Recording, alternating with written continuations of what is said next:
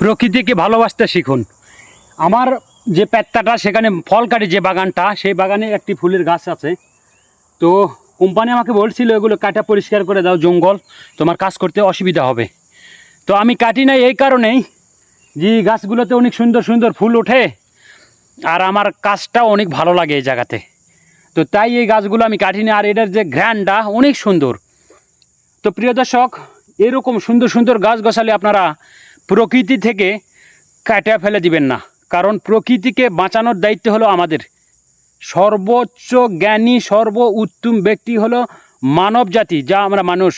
আমাদের খেদমতের জন্যই এগুলো পশু পাখি গাছপালা সব কিছু আল্লাহ পাক সৃষ্টি করেছেন।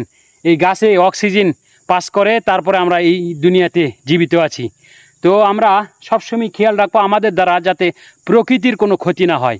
ভিডিওটি কে কোথা থেকে দেখতেছেন অবশ্যই কমেন্ট করে জানাবেন।